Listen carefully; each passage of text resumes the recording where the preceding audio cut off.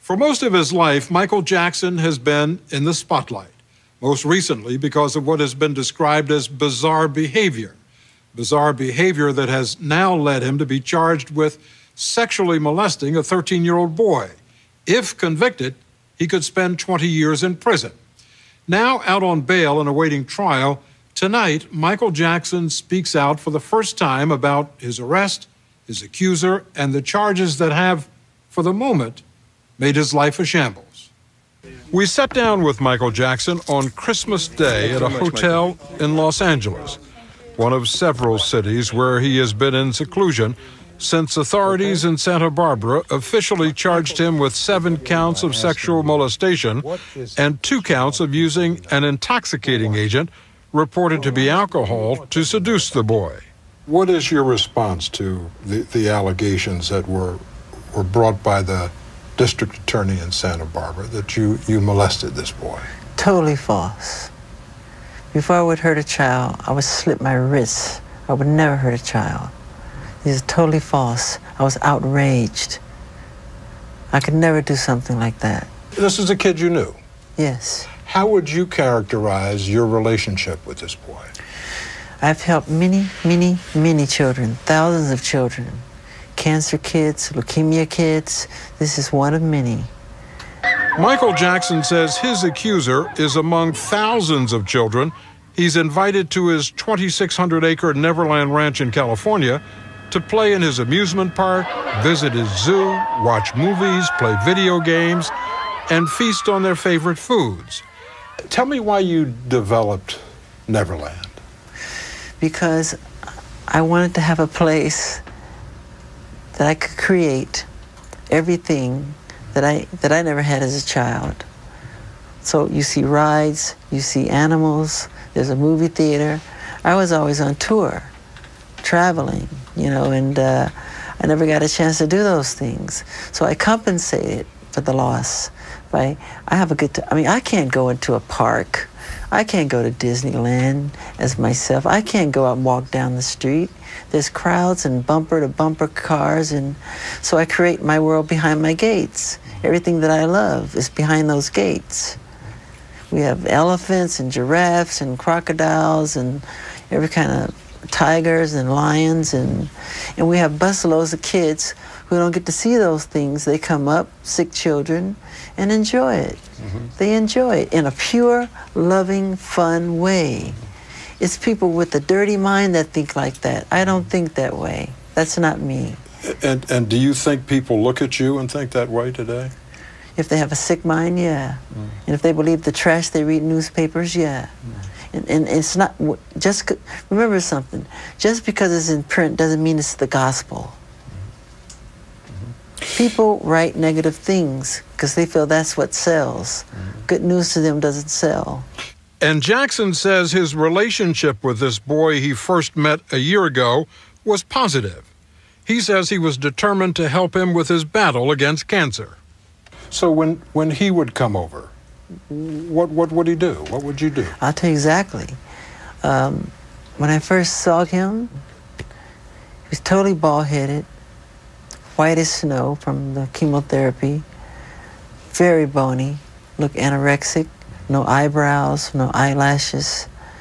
And he was so weak, I would have to carry him from the house to the game room or push him in a wheelchair to try to give him a childhood, a life, because I felt bad, because I never had that chance, too, as a child. You know, and so I know it felt like in that way, not being sick, but not having had a childhood.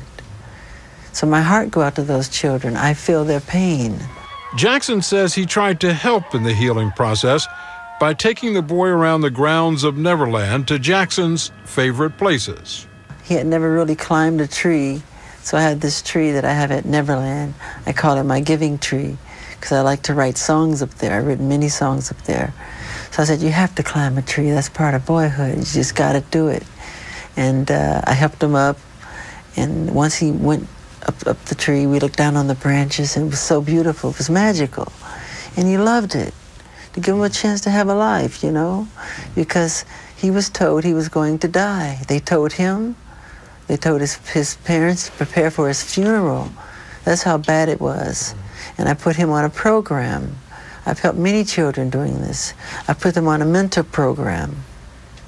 The boy, whose name and face we're not revealing, has credited Michael Jackson's friendship and support with helping him to battle his cancer. Isn't that great? Not sick at all. No more cancer. And last February, in a British documentary that was filmed before the boy alleged he was sexually molested, he said that he had stayed overnight at Jackson's home many times and had slept in his bedroom. There was one night I stood in there, I asked him if I could stay in his bedroom. He let me stay in the bedroom. And I was like, Michael, you can sleep on the bed. And he was like, no, you sleep on the bed, sleep on the bed. We're like, no, you sleep on the bed. And then he finally said, okay, if you love me, you sleep on the bed. I was like, oh, man. And so I finally slept on the bed. That comment, along with Michael Jackson's startling confession that he had shared his bed many times with children, spurred an investigation last February by the Los Angeles County Department of Children and Family Services, which interviewed the boy and his mother to determine whether he had been sexually molested by Michael Jackson. According to an agency memo, the child denied any form of sexual abuse, and the investigation by the Sensitive Case Unit concluded the allegations of neglect and sexual abuse to be unfounded. Over the next several months, relations between the boy's family and Michael Jackson deteriorated. According to sources close to the family, the boy's mother had suspicions that Jackson was serving alcohol to her 13-year-old son, who was still suffering from cancer. Eventually, she took her suspicions to the district attorney, and that led to a full-scale investigation by his office and the Santa Barbara County Sheriff. An arrest warrant for Mr. Jackson has been issued on multiple counts of child molestation. The bail amount on the warrant has been set at $3 million. If Michael Jackson's watching this right now, what's your message to him? Get over here and get checked in.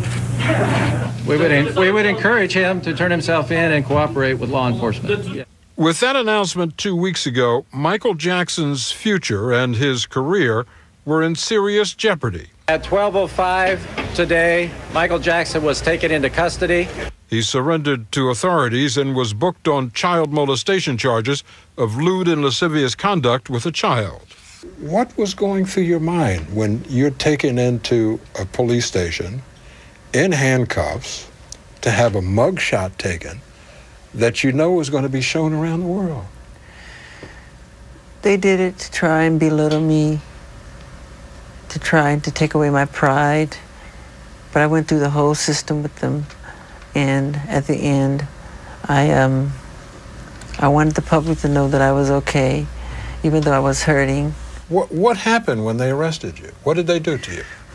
They were supposed to go in and just check fingerprints and do the whole thing that they do when they take somebody in. They manhandled me very roughly. My shoulder is dislocated, literally.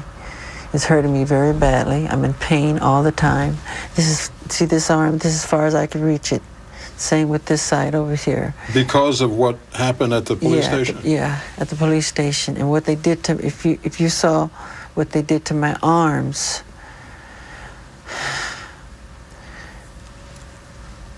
it was very bad what they did. It was very swollen. I don't want to say. But how You'll see. We were given this photograph said to be taken after Michael Jackson was released on bail. Jackson says the swelling above his wrist is where the police handcuffed him. How did they do it? I mean, what did they do? With the handcuffs, the way they tied them too tight behind my back. Behind your back? Yeah, and they put it in a certain position, knowing that it's going to hurt and affect my back. Now I can't move. It keeps me from sleeping at night. I can't sleep at night. And Jackson says there was more. One time I asked to use the restroom, and they said, sure, it's right around the corner there. Once I went in the restroom, they locked me in there for like 45 minutes. There was doo-doo feces thrown all over the walls, the floor, the ceiling, and it stunk so bad. Then one of the policemen came by the window and he made a sarcastic remark. He said, does it smell good enough for you in there? How do you like the smell? Is it good? And I just simply said, it's all right. It's okay. So I just sat there and waited. For 45 minutes? Yeah, for 45 minutes, about 45 minutes. And then one cop would come by and say, "Oh, you'll be out in a second. You'll be out in a second." Then there would be another 10 minutes added on, then another 15 minutes added on. They did this on purpose. What about Jackson's allegations? Was he mistreated?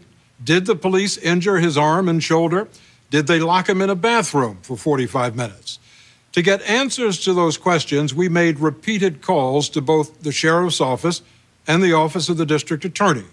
They declined our requests for an interview and referred us to the statement on their website, which says about allegations of mistreatment, that is not true. It was the sheriff's deputies who executed the search warrant of the Neverland Ranch. How did you feel when they went into Neverland? I mean, with the search warrant. I mean, what were they looking for? What did they take? My room is a complete wreck. My workers told me, they said, "Michael, don't go in your room." They were crying on the phone, my employees. They said, "If you saw your room, you would cry. I have stairs that go up to my bed." And they said, "You can't even get up the stairs. The room is totally trashed." And they had 80 policemen in this room, 80 policemen in one bedroom. That's really overdoing it. And they took knives and cut open my mattresses with knives.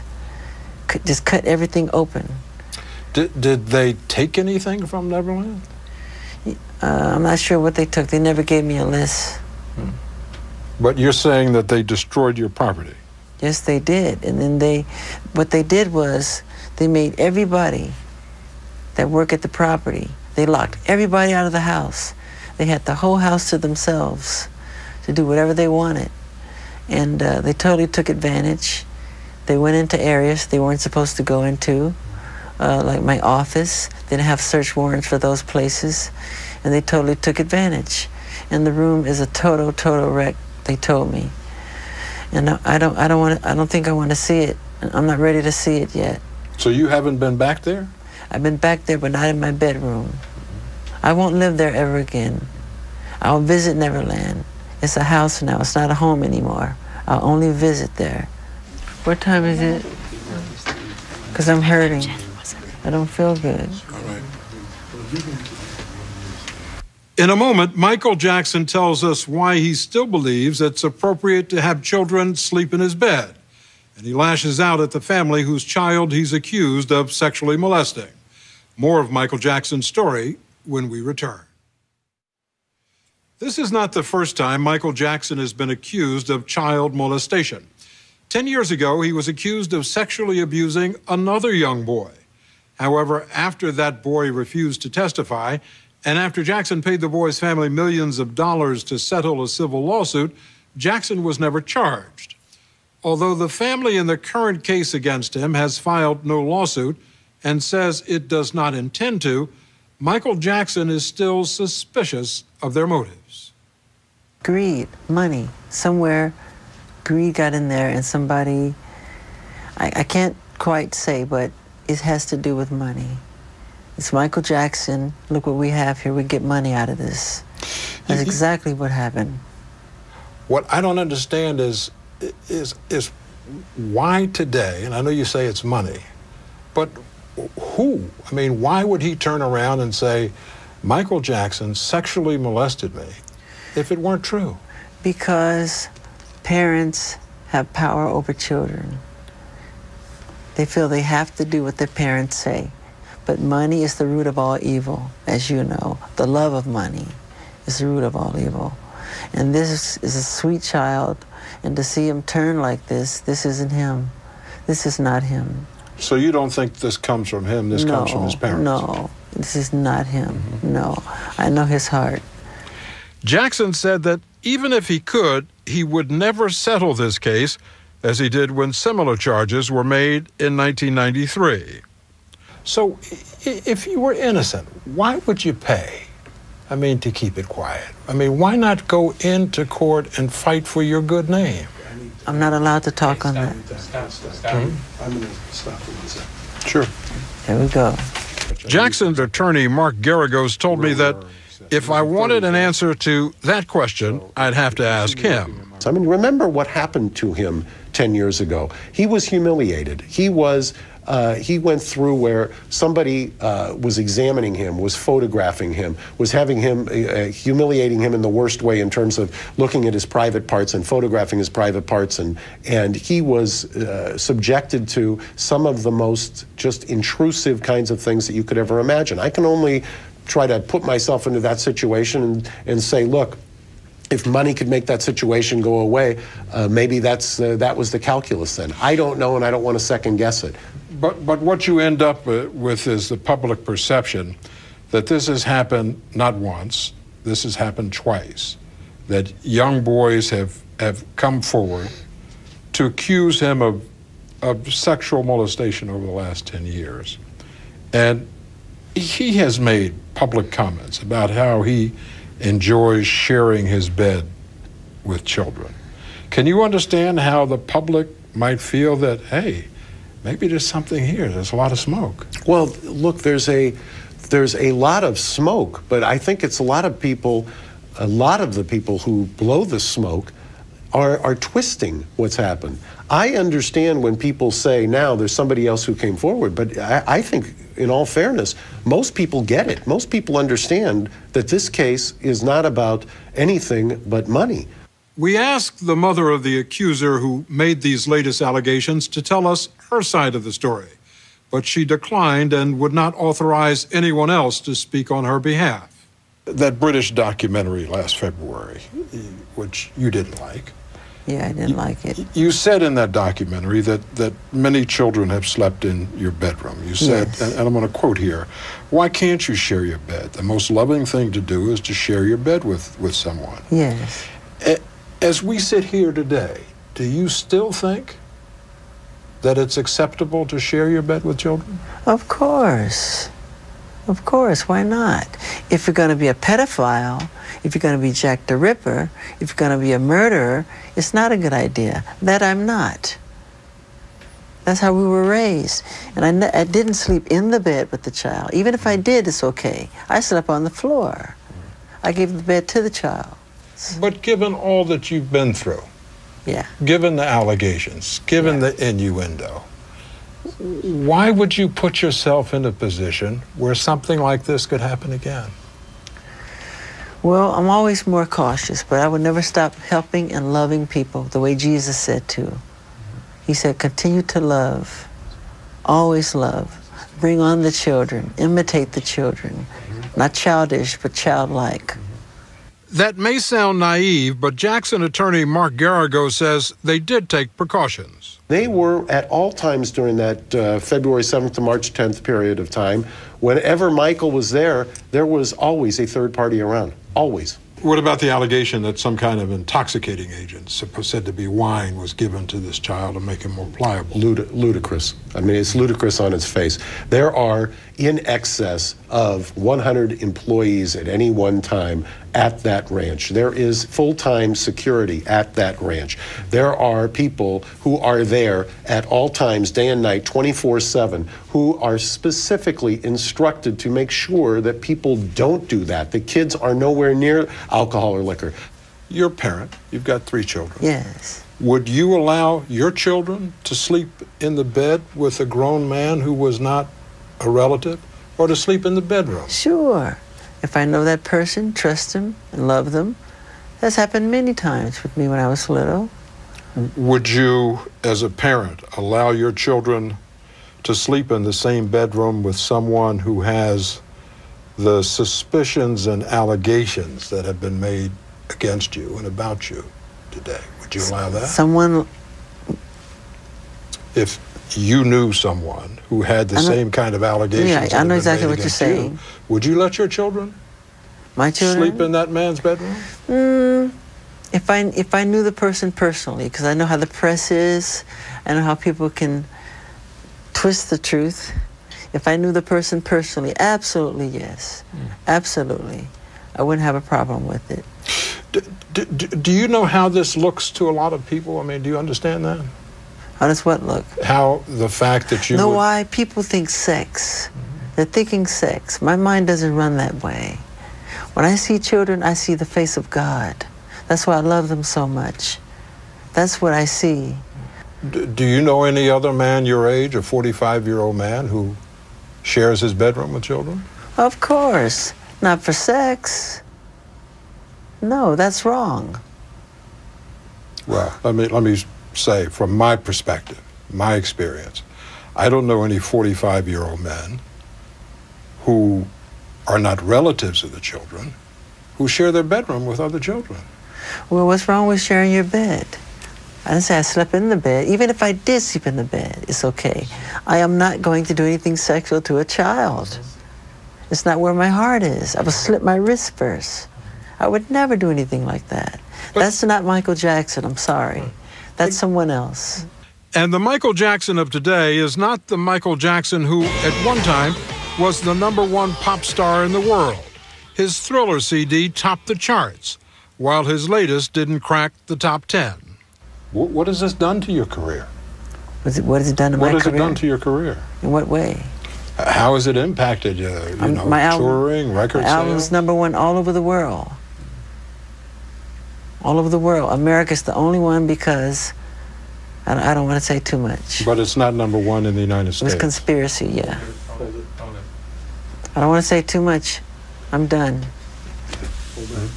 I don't want to say much because I'm hurting. I'm really hurting. Before Michael Jackson's attorneys stopped the interview, we were able to ask him one last question. Michael, what would you say to your fans who have supported you through all of this and who today, some of them might have questions? What would you say to them?